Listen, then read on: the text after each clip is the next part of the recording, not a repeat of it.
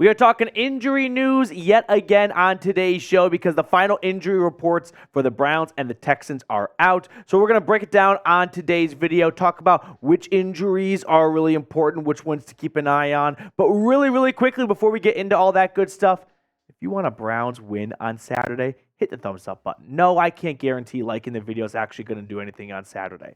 But do you really want to be the guy sitting on your couch Saturday afternoon thinking, if only I liked that one YouTube video? So even if you're not superstitious, someone else is. So like the fucking video. Now, let's talk about the Browns injury report here. So Grant Delpit, unfortunately, has been ruled out. He came back from IR to practice on Wednesday. Ultimately, the Browns decided a little bit too soon to bring him back. Cedric Tillman is in concussion protocol. He's out. Pierre Jr. dealing with a back injury. He is questionable. Denzel Ward, we will talk about more detail in just a moment. He is questionable after suffering a knee injury in practice today. Mike Ford is questionable as well. Juan Thornhill battling a calf injury is questionable. And then Dustin Hopkins with his hamstring injury has been ruled out. So Riley Patterson will kick for a third straight game. But Denzel Ward did suffer a knee injury during practice today. And like everyone watching right now, I was sort of overcome with two emotions at once. The first one was a mini heart attack, and the second one was I'm kind of numb to it. Like, more injury news. Just another day for the 2023 Cleveland Browns. The good news is, from what I've heard and what I've read so far, Denzel Ward did not suffer what appears to be a major knee injury. He was able to somewhat finish out practice in a limited capacity. That's got to be encouraging as opposed to being removed from practice and going straight to the trainers or something like that. Now, his status for Saturday is truly a game time decision. It might come down to the last few hours or so, or the Browns might err it on the side of caution and make a decision soon. But Denzel Ward suffering a knee injury, obviously not ideal. But the good news for Cleveland is they've got the best cornerback room in the NFL right now. Martin Emerson and Greg Newsome are both fully capable of stepping up and taking over as the CB1 and CB2 duties. Newsome was battling a bit of a knee injury earlier. He did return to practice. That definitely puts him on a good path to not only just play on Saturday, but hopefully be close to 100%. Now, as for the safety room, Delpit is out for Saturday's game. Juan Thornhill is questionable with a calf injury, and that one truly does feel like a coin toss. So if Thornhill cannot go along with Delpit, it'll be D'Anthony Bell, Duron Harmon, and Ronnie Hickman. And maybe they elevate another safety from the practice squad. Vincent Gray, I thought, played pretty well against the Cincinnati Bengals in the second half. So maybe they bring him up for another look just as an extra, pair of legs in case someone were to get injured. But all in all, I do feel comfortable with Bell, Harmon, and Hickman. Bell and Hickman especially have been balling out ever since getting more snaps with Thornhill and Delpit going down the last couple of weeks. So if those are your starting safeties, the pair of UDFA guys, I'm actually more confident in that than maybe your average team would be in a couple of backup UDFA starters out there. But the Texans wide receiver room, which we'll talk about in more detail in just a moment, obviously without Tank Dell for the rest of the season after he suffered a broken leg early December. But Nico Collins has picked up the slack and he has ran with it. I mean, nearly 1,300 yards, 8 touchdowns this year. He's putting up Amari Cooper numbers right there. Noah Brown and Robert Woods, they have both been dealing with injuries, and I'll expand on that in just a moment. Now, as for the Browns' star wide receiver, Amari Cooper will play Saturday. He told the media today that he will be good to go. He did miss Week 17 with a heel injury. It was a short week. They gave him Week 18 off, like much of the other starters out there. But Amari Cooper, the word is, if he needed to play Week 18, he would have played Week 18, which means he is online and on track to play on Saturday against the Texans. And that's great news, because the last time he played in Houston, I don't know if you know this, Chip, he caught 2 touchdowns and 265 yards off 11 grabs. So all the Texans fans I mentioned saying, yeah, but C.J. Stroud wasn't out there. I didn't know C.J. Stroud played corner. I didn't know he's a safety. Man, that's really impressive. The Texans got a good quarterback right there. Two-way player right there. No, even with C.J. Stroud out there, they got to figure out a way to slow down Amari Cooper. Now, before we get to the Texans side of the injury report, I do want to highlight our terrific sponsor today, which is Mando. How many times have you heard someone say, "New year, new me"? Now, how many times have you heard someone say, "New year, no stink"?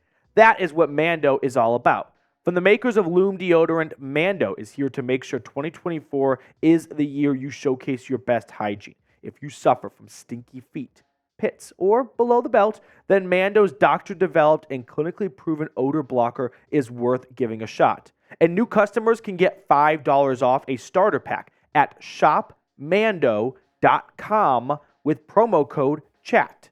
Now, you don't want to be the smelly guy in the bus that everyone moves away from. So, ditch that stink and get with Mando today. Mando starter pack is perfect for new customers. It comes with a solid stick deodorant, cream tube deodorant, 2 free products of your choice like mini body wash or deodorant wipes, and free shipping. Now, luckily, I've got a discount code for the Dog Pound, like I mentioned. Go to shopmando.com and then use code CHAT. And when you use that code, you're going to get $5 off your starter pack. That equates to over 40% off your starter pack. So use code CHAT at shopmando.com. Once again, shopmando.com.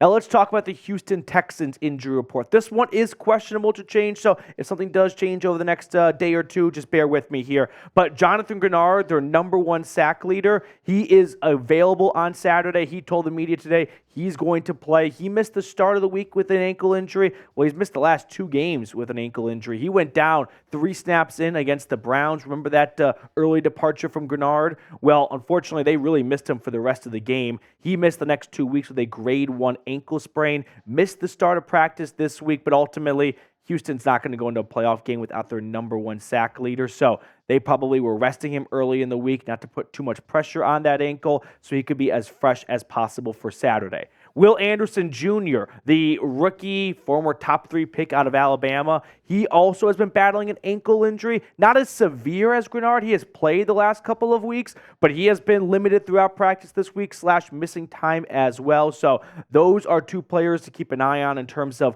how healthy they really are come kickoff. Jerry Hughes, he's kind of the backup for those first 2 injured defensive ends. He's been battling with a foot injury. I'm not as optimistic as I am for Greenard and Anderson playing as I am for Hughes playing. I don't think Jerry's going to be able to go. Now, Robert Woods, he was battling an injury earlier in the month and early in December, and he was unavailable to start the week of practice, but then he slowly came back, putting him on a good track to play. And then finally, Noah Brown, their number 2 wide receiver, he's been battling with a back injury. He ultimately, along with Robert Woods, missed Week 18 against the Indianapolis Colts. However, Noah Brown did return to practice today for Houston, which puts him on a good track to be able to play on Saturday.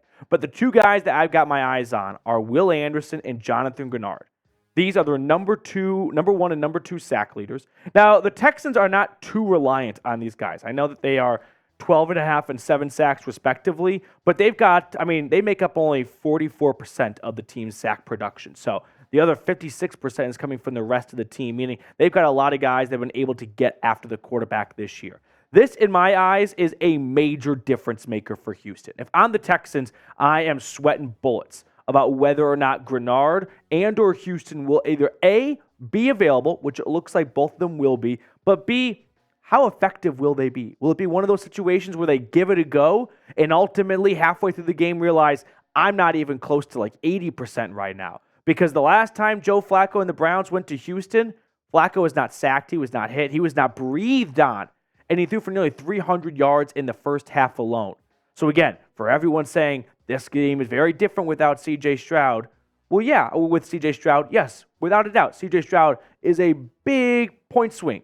But at the same time, C.J. Stroud cannot rush the passer. He cannot guard Amari Cooper. And those were the biggest problems for Houston in the first matchup back in Week 16. And if they don't solve those problems, we're going to have a very similar outcome as we did a few weeks ago.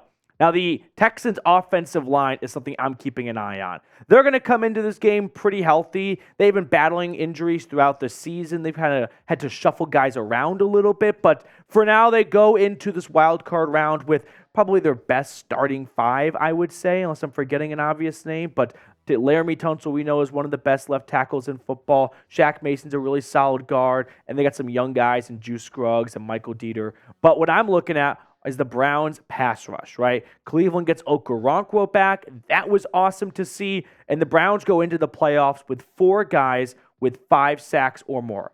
I mean, talking about lobbing grenades from every single direction possible. The Texans' offensive line is going to be in for a long day. And this right here is my number 1 matchup to watch. C.J. Stroud this year has been terrific. He is deserving and should earn and probably will earn NFL Offensive Rookie of the Year. And the thing that I think is so eye-popping from C.J. Stroud's rookie season is the lack of turnovers. I mean, he set an NFL record for the amount of pass attempts to start an NFL career without throwing an interception.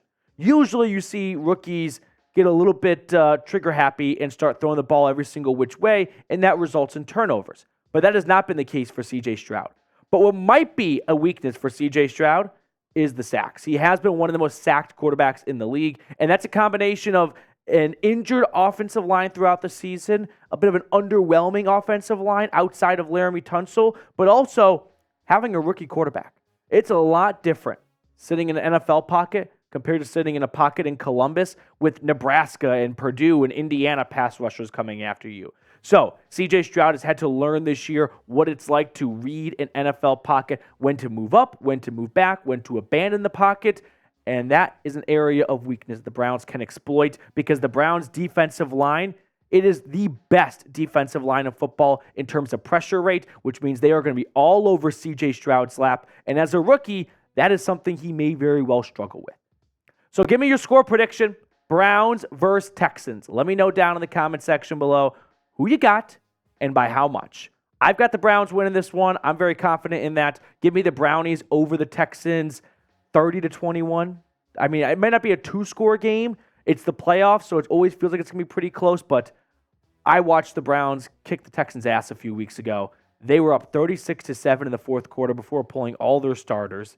Even with C.J. Stroud playing that day, that game is not much closer. So I'm confident the Browns are destined to go past just the wild card round. That's going to do it for us on today's show. Thank you so much for tuning in. I always appreciate those of you that hang around until the end of the video. We will sign off and we'll see you guys later.